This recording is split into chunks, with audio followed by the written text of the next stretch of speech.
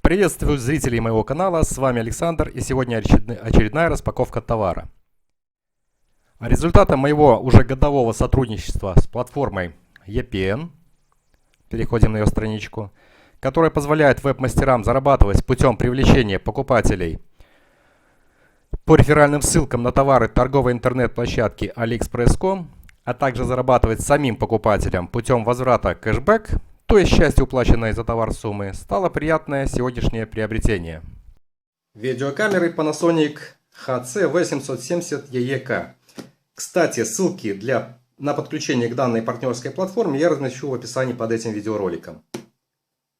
Купил я видеокамеру в Минске за $430 в интернет-магазине photoplaneta.by. Ссылку на сайт размещу в описании. Поэтому спешу поделиться моей радостью и рассказать о данном устройстве именно со стороны пользователя. Его достоинства, недостатки, какие-то удобные в ежедневном пользовании функции и то, что, возможно, меня не устроит или, может быть, даже будет раздражать. Конечно же, данное приобретение не могло быть реализовано без карточки клуба ePayments, которая позволяет средства, заработанные в интернете с платформой EPN, выводить за символические 2,6% в Беларуси. Ссылку для ознакомления с условиями оформления данной карты также размещу под видео в описании.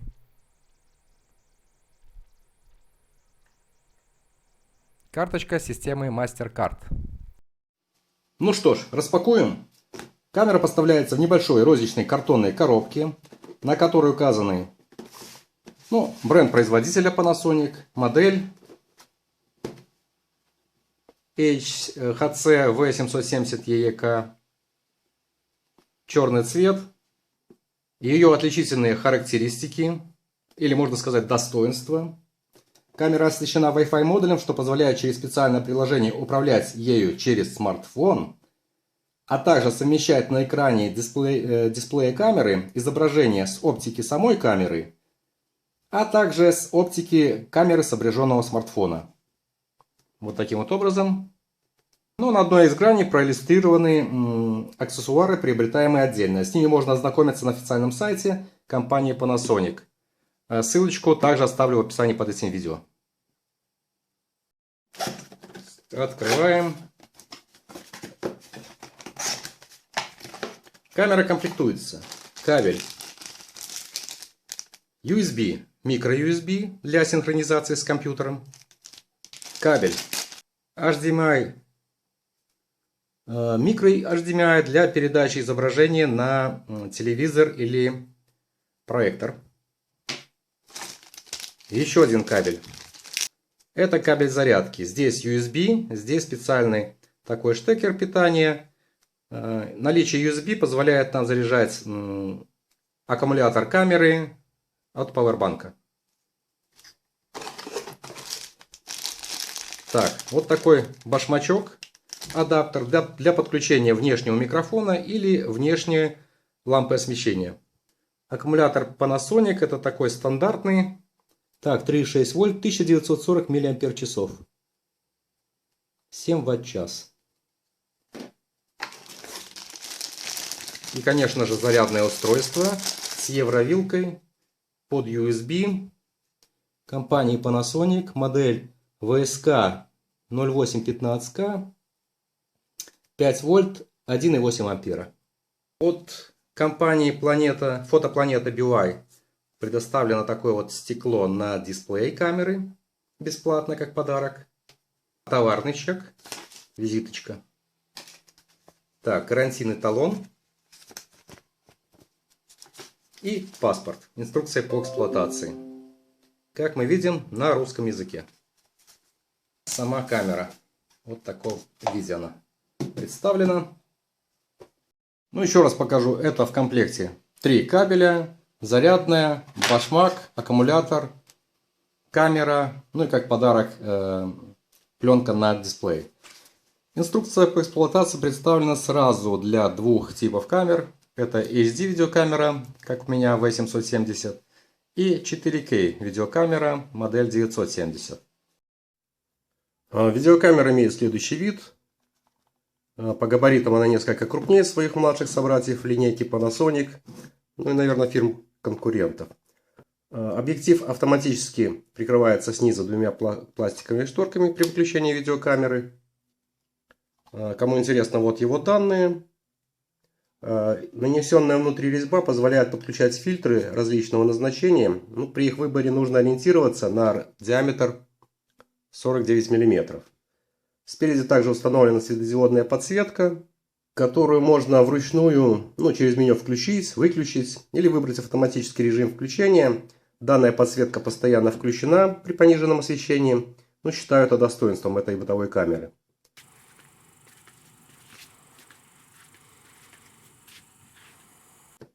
Данная камера позволяет снимать видеофайлы с расширением MTS или MPEG-4.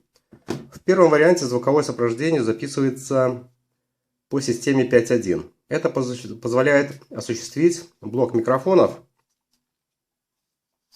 расположенный сверху над объективом. Камера оснащена стабилизацией изображения при записи.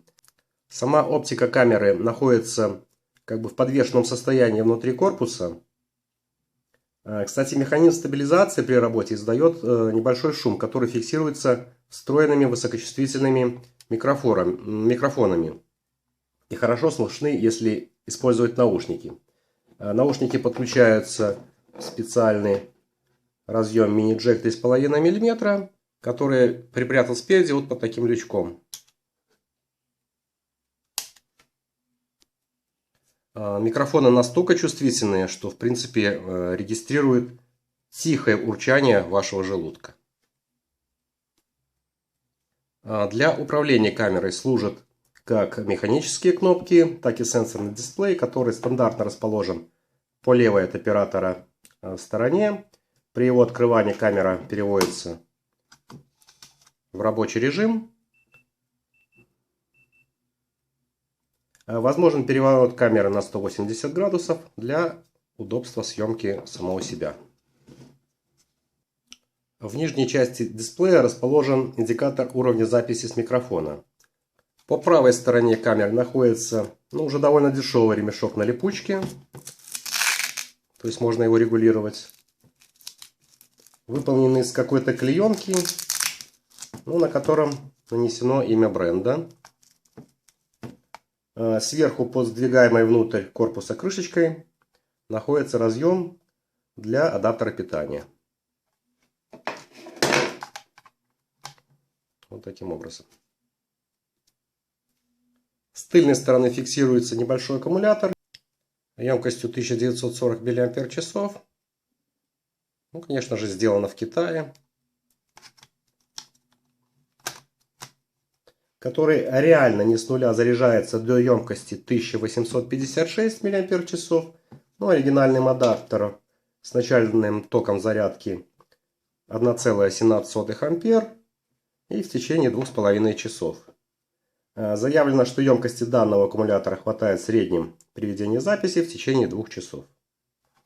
Справа от аккумулятора установлена выделяющаяся на фоне всего черного пластикового корпуса камеры серебристая кнопка для запуска и остановки записи видеоролика.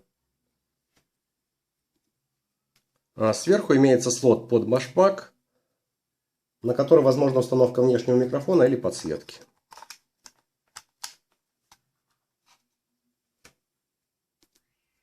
Это холодный башмак, какие-то контакты на нем отсутствуют. На нижней грани камеры под аккумулятором, удобно под большой палец, если так вот держим, находится слот для полноформатной карточки SD, который прикрывается вот такой крышечкой.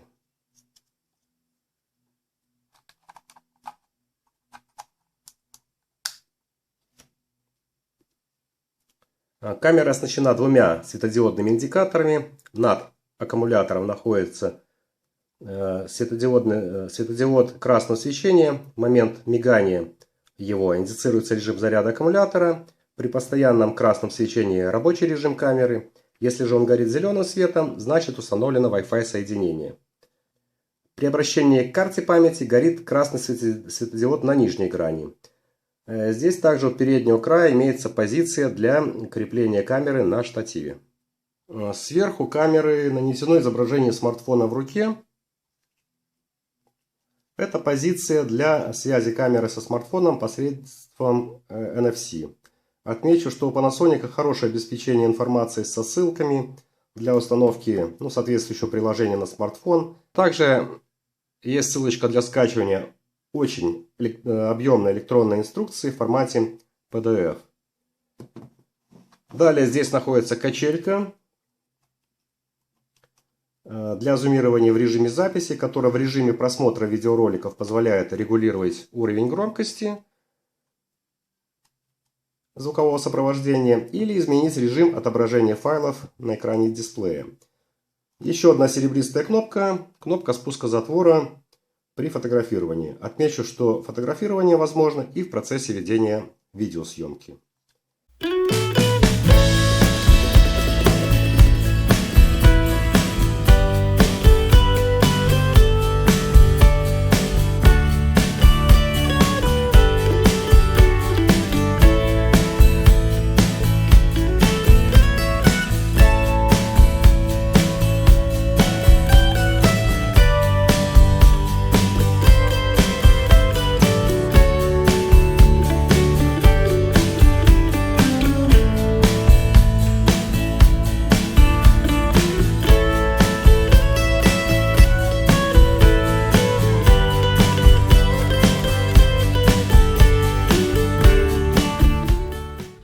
На левой грани под дисплеем находятся два рычажка для извлечения.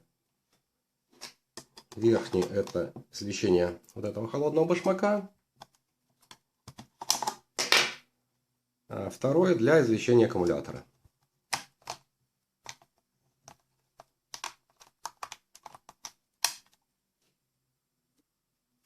Ну и далее здесь снизу вверх расположены кнопки. Кнопочка Power для включения, для подачи питания на камеру. Далее подключение встроенного Wi-Fi модуля. Кнопки для включения режима контроля горизонтального уровня. При этом на дисплее отображается соответствующий значок, который по его наклону мы можем ориентировать камеру в горизонтальной плоскости. Сюда завалили или выставили ровно. Вот таким образом. И последняя кнопка — это кнопка для переключения из режима записи в режим воспроизведения отснятого материала и просмотра его на дисплее. Здесь также расположен совсем небольшой и очень тихий динамик вот за такой решеточкой. Настолько тихий, что его в шумном месте не слышно и потребуется воспользоваться наушниками. Внизу установлены разъемы для подключения кабелей microUSB для синхронизации с компьютером, microHDMI для вывода изображения на телевизор, мини-джек для подключения кабеля AV. Напомню, что данный кабель в комплекте не приложен. И мини-джек для подключения внешнего микрофона. Кстати, второе достоинство, почему я именно остановил выбор на этой камере. Для оперативного доступа к ручным настройкам, таким как фокусировка, баланс белого, скорость затвора, диафрагма, спереди расположен многофункциональный диск. Он вращается, и при выборе соответствующего пункта мы на него нажимаем. Основное меню несложно, имеет 3 раздела для настройки видеозаписи, фотосъемки и такого пункта настройки. Тут общие настройки, таких как установка времени и даты. Отмечу, что камера, возможна запись камерой в формате AVC HD. Impact 4. В первом случае это файлы пишутся с расширением MTS и возможна запись звука 5.1 по системе 5.1.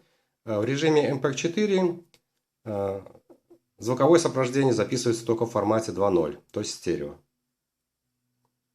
Ну и в конце этого видеоролика я приложу видео и фотофайлы, сохраненные в различном формате, с отображением их свойств. Ну, на этом всем удачи, приятного летнего отдыха и пока!